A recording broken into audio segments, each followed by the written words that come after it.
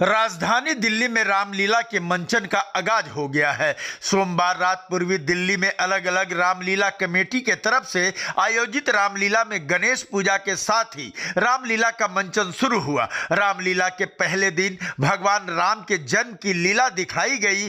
Corona की वजह से 2 साल बाद सार्वजनिक तौर पर हो रहे भव्य रामलीला के आयोजन को लेकर आयोजक, कलाकार और दर्शकों में काफी उत्साह देखने को मिला। पूर्वी दिल्ली के सीबीडी ग्राउंड में श्री बालाजी रामलीला कमेटी के तरफ से आयोजित रामलीला मंचन में भगवान शंकर, मां पार्वती और नारद मोह के प्रसंग तथा भगवान राम, लक्ष्मण, भरत, शत्रुघ्न और सीता जन्म और रावण तपस्या को दिखाया गया। भगवान राम, लक्ष्मण, भरत और शत्रुघ्न के जन्म की लीला को दिखाने के लिए नन्हे बच्चों को भी शामिल किया गया था। इसके साथ ही राम जन्म के जश्न में शामिल किन्नरों ने दर्शकों का मन मुग्ध कर दिया।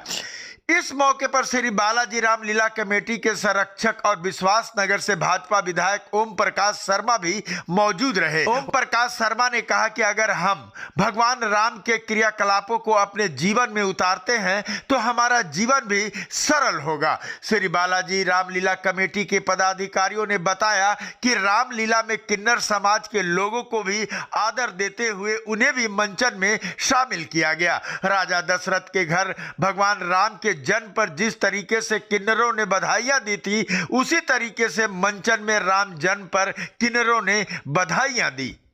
मर्यादा पुरुषोत्तम राम भगवान होकर भी मनुष्य के रूप में जो क्रियाकलाप करते हैं, यदि उनको हम अपने जीवन में ऑप्ट करें तो हमारा जीवन सरल और सुखी होगा। भगवान गणेश जी की वंदना, पूजन अर्चन हो गया। उसके बाद रामायण जी की पूजन अर्चन हुआ है।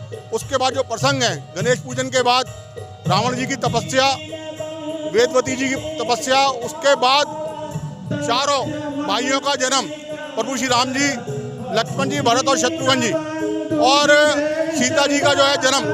किंतु आपको ये जानकारी इस मंच के माध्यम से बताना चाहता हूँ कि साक्षात मतलब बाल जन्म रूप में जो है इस मंच के द्वारा जो है आप जो लीला देखने वाले राम भक्तों को देखने को मिलेगा। प्रभु राम जी भी बाल रूप में, लक्ष्मण जी भी, भरत जी और शत्रुघ्न जी और सीता जी भी जो है, पांचों का जन्म जो है बाल रूप में जो है इसका एक दृश्य जो है मंचन जो क्या नाम है कमेटी है, नाट्य कला मंडली, उसके द्वारा दिखाया जाएगा।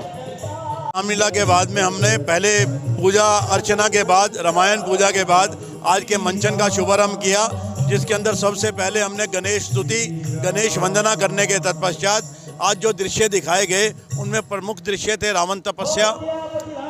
रावण तपस्या के बाद अगला दृश्य वेदवती रावण संवाद और उसके तत्पश्चात हमने विष्णु नारद संवाद को दिखाया और उसके बाद राम जन्म।